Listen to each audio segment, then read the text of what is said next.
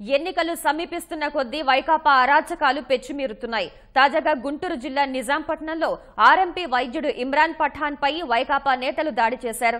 తెలుగుదేశం పార్టీకి ఎందుకు ప్రచారం చేస్తున్నావంటూ ఇమ్రాన్ పై రేపల్లె అసెంబ్లీ వైకాపా అభ్యర్థి మోపిదేవి వెంకటరమణ సోదరుడు హర్నాథ్ బాబు దాడికి దిగారు. అనుచరులతో కలిసి నిజాంపట్నం జెట్టి వద్ద హర్నాథ్ బాబు ఇమ్రాన్ పై దాడి చేశారు. ఇమ్రాన్ పఠాన్ వెంట ఉన్న వీర్రాజు అనే వ్యక్తిపైన వైకాపా నేతలు దాడికి దిగారు. అనే అతను 20 బైక్స్ తో వచ్చారు. 20 మంది 30 మంది దాకా బైక్స్ తో రావడాలనే కళ్ళు తీసుకొచ్చారు.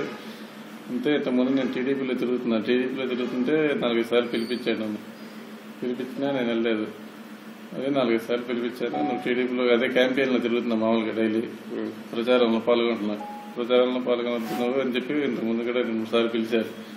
అయినా ప్రచారాలకు వెళ్తానని చెప్పి వాళ్ళతో తిరుగుతా ఉండదని చెప్పి కర్రలతో అటాక్ చేశాడు.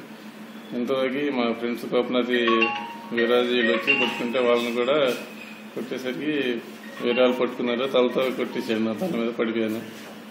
ఇంతలోకి అక్కడి నుంచి ఇల్లు మా వాళ్ళు తీసుకొచ్చేసాను. పారిపోయి వచ్చేసాం అక్కడి నుంచి.